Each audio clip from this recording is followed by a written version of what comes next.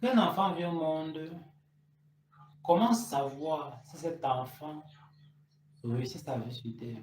C'est quoi être en train de réussir votre vie physique? C'est quoi être en train de réussir votre vie spirituelle? Mais avant, je vais vous proposer un match. Un match en 3 parties entre la vie physique et la vie spirituelle. Afin que vous sachiez ce qui est réellement le plus important. J'espère que vous allez penser comme moi.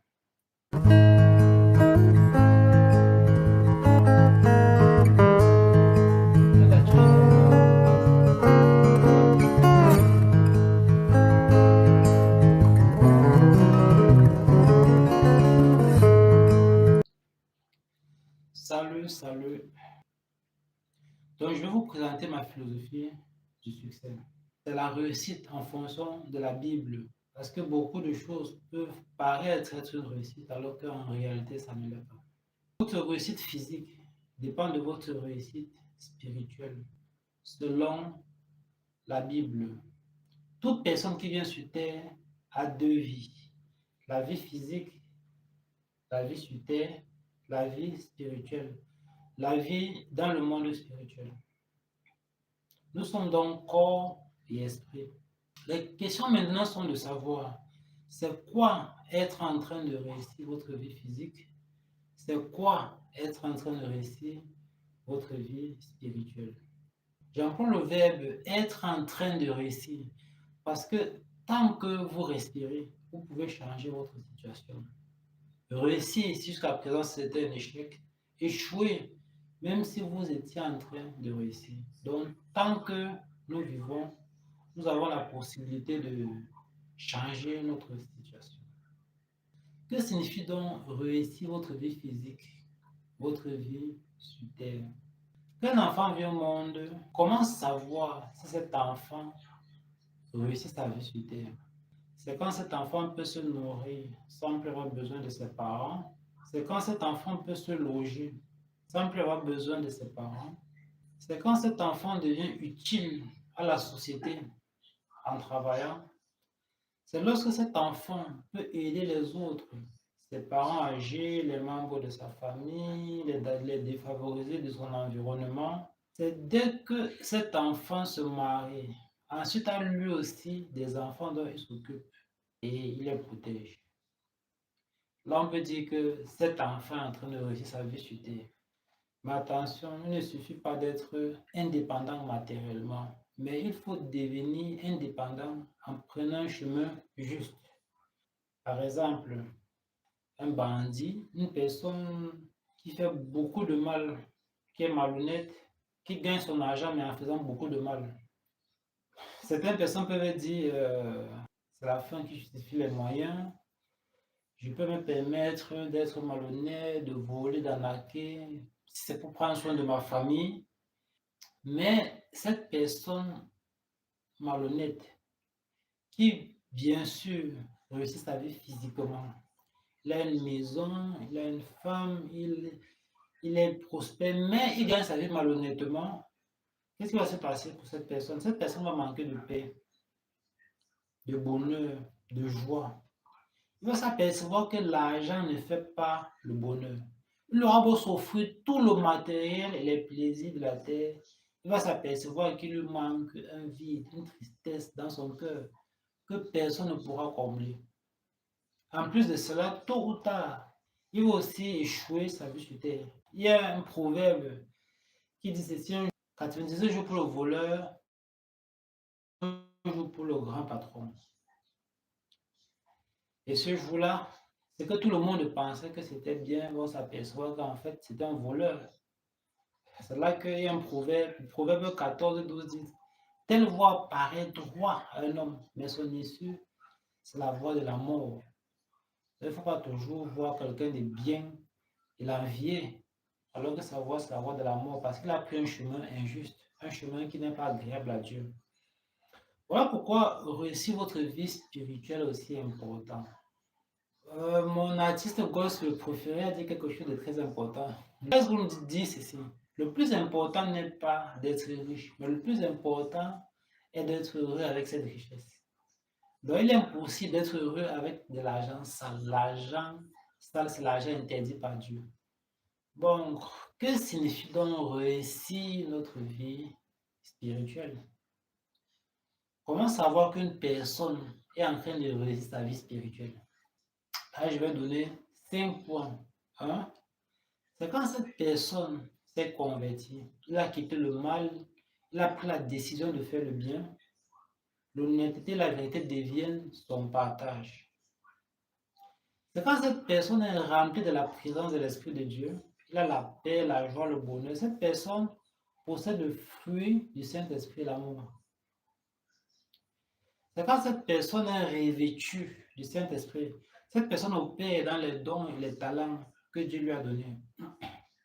Et beaucoup de personnes peuvent bénéficier de ces services. C'est quand cette personne devient indépendante spirituellement. Cette personne quitte la couverture spirituelle de ses parents spirituels et il a une alliance personnelle avec Dieu et Dieu le couvre spirituellement. C'est quand cet enfant spirituel lui aussi commence à engendrer ou contribue à engendrer des enfants spirituels et participe à leur croissance. Comme on dit souvent que le vrai père n'est pas le géniteur, mais c'est celui qui s'en occupe.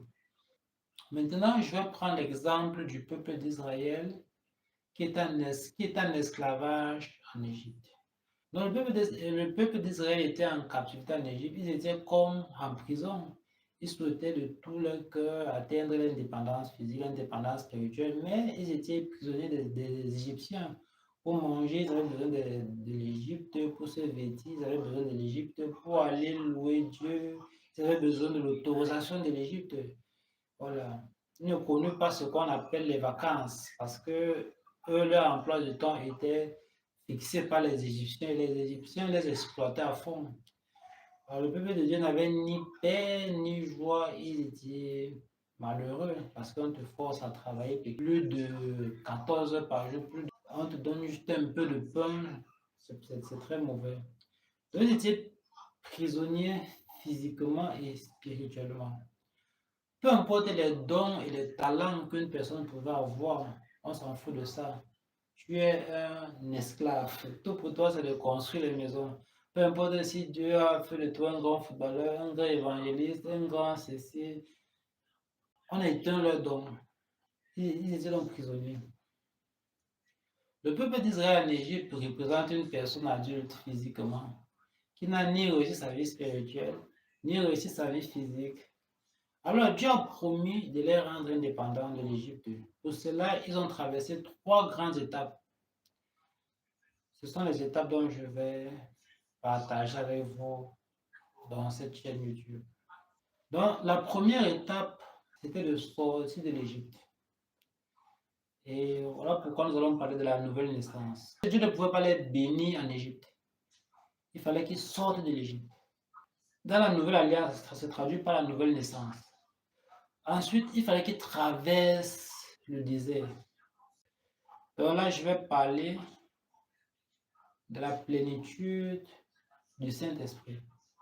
Parce que la nouvelle naissance, c'est accueillir le Saint-Esprit. Ensuite, il faut que cet esprit puisse grandir en vous. Donc, c'est là que, ensuite, je vais parler d'accumuler la puissance de l'Esprit de Dieu en vous.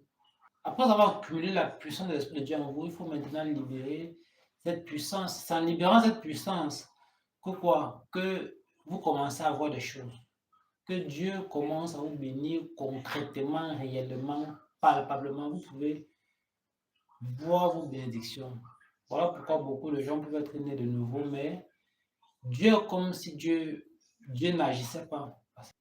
Parce qu'ils n'ont pas traversé ces étapes-là. Quand vous naissez de nouveau, vous pouvez déjà avoir certaines bénédictions. Par exemple, vous pouvez expérimenter la guérison divine. Si vous mourrez, directement vous partez au paradis. Vous pouvez avoir déjà certains anges que Dieu met à côté de vous pour vous protéger.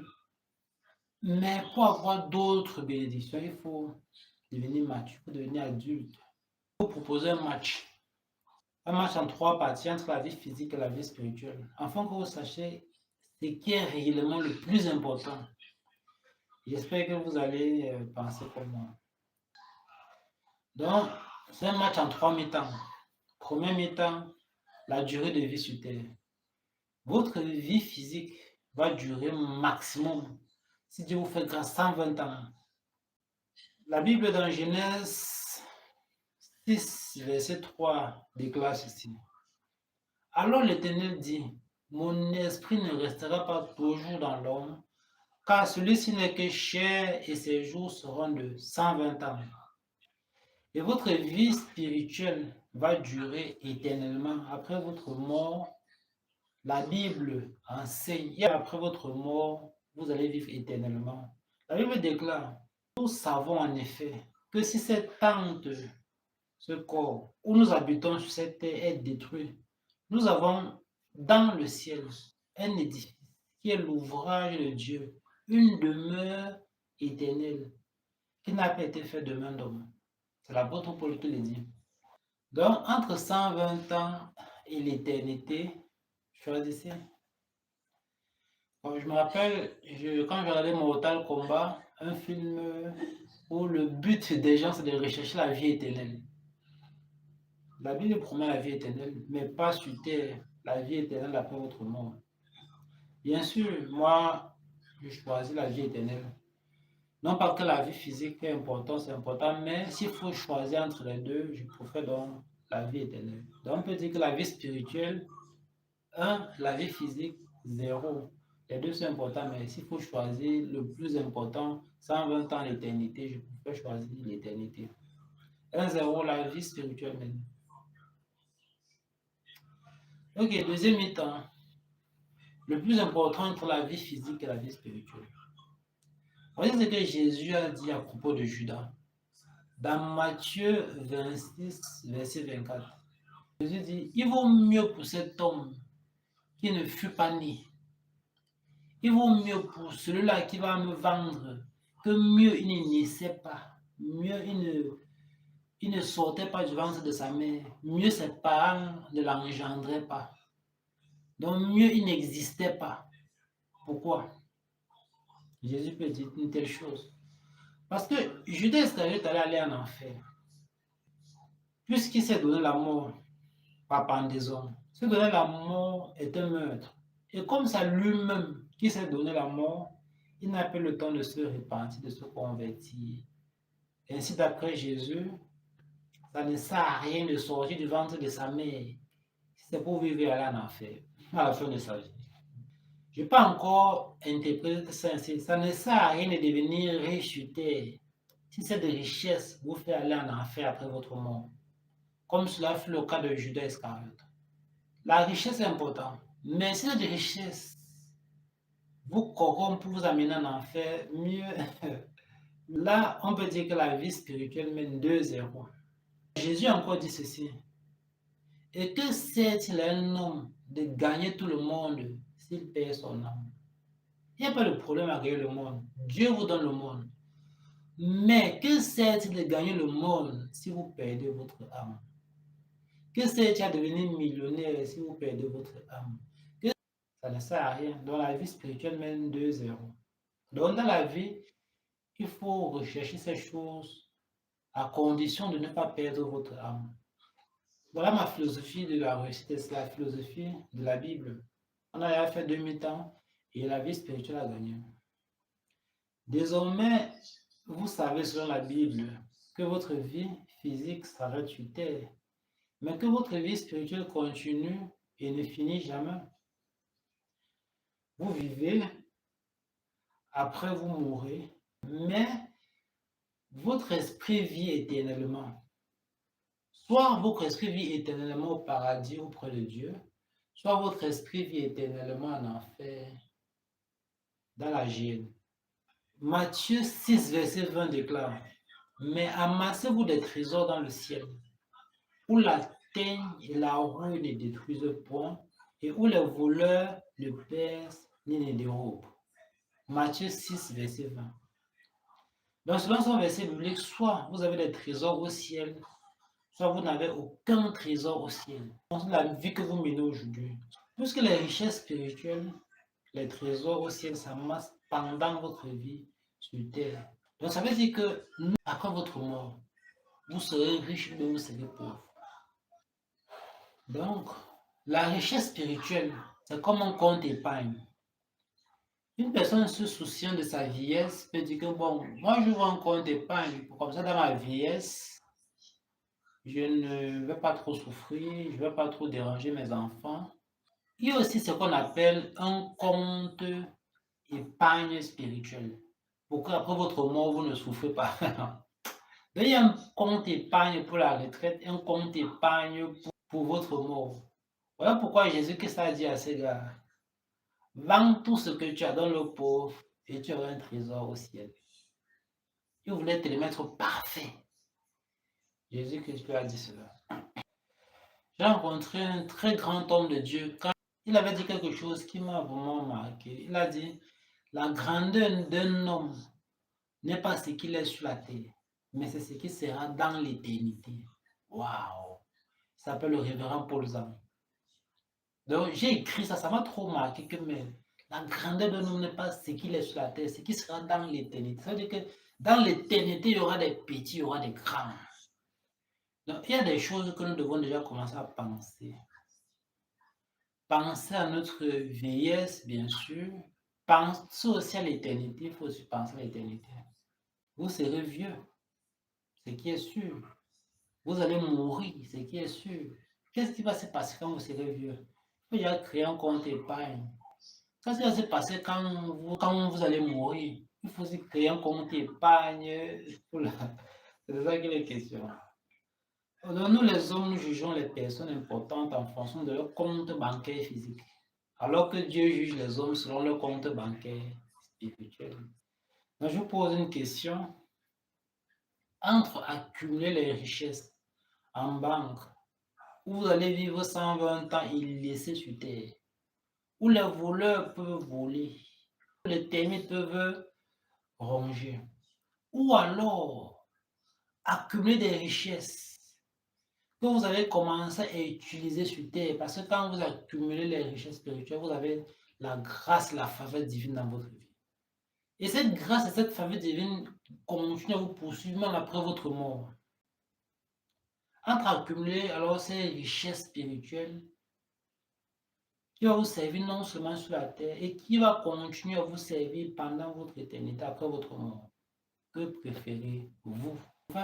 Pour faire quoi? Gagner mon compte bancaire spirituel afin que la grâce, la faveur de Dieu soit sur moi pendant ma vie et que quand je meurs, je suis sûr que je vais partir dans un endroit où je serai riche spirituellement.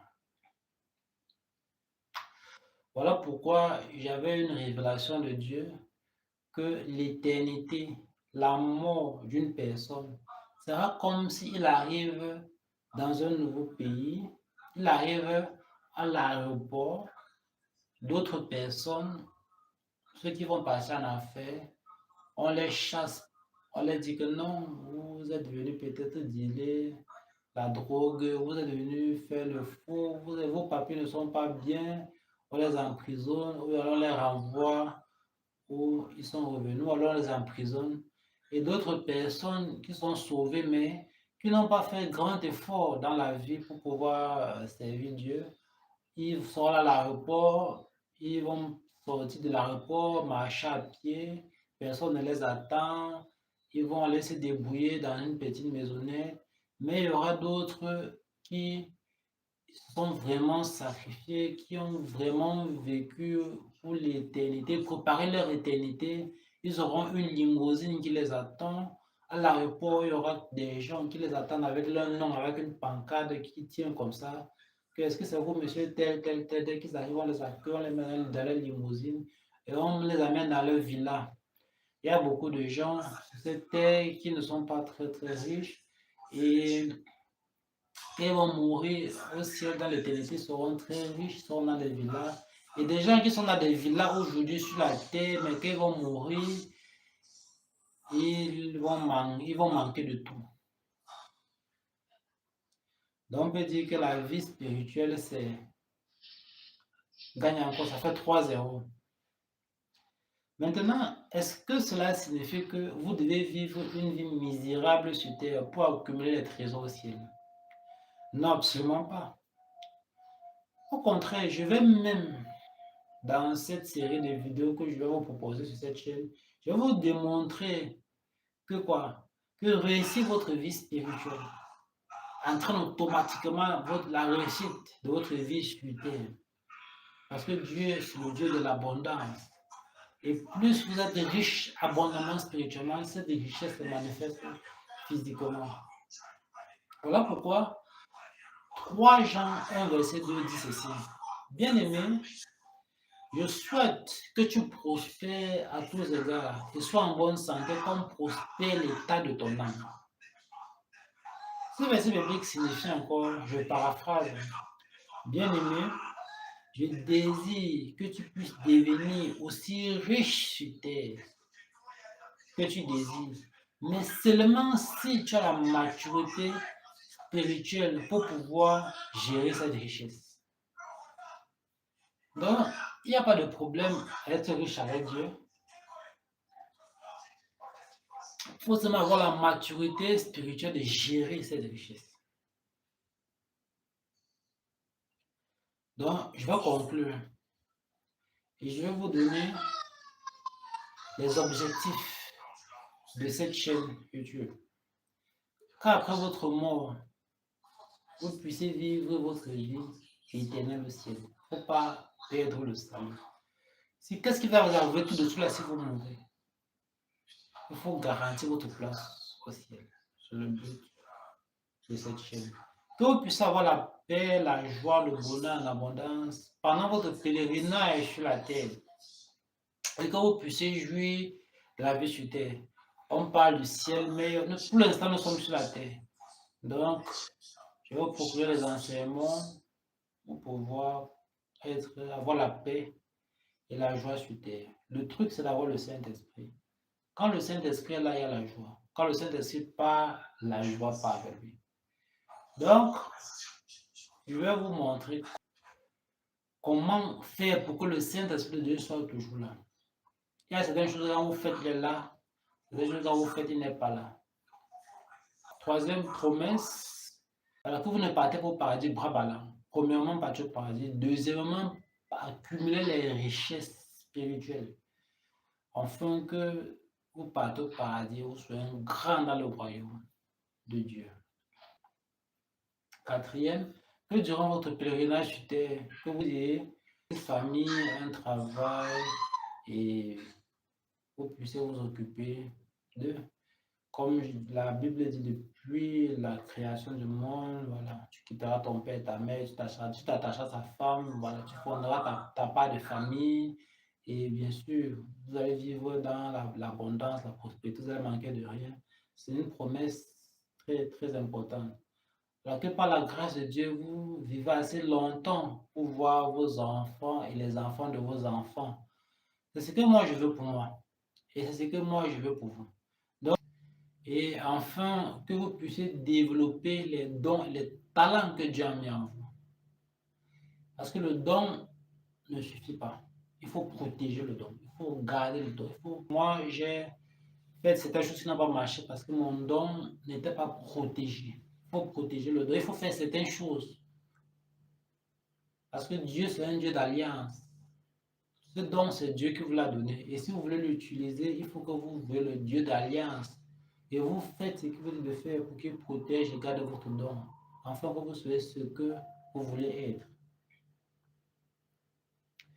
Pour que vous mettiez votre don au service de votre maison, votre quartier, votre ville, votre pays. Pourquoi pas? Votre don peut servir le monde entier. Donc voilà ce que nous allons voir sur cette chaîne YouTube. Mettez un j'aime, tapez, mettez-moi un bon commentaire et abonnez-vous pour être informé de chaque vidéo qui va sortir. Donc portez-vous bien et à très bientôt là.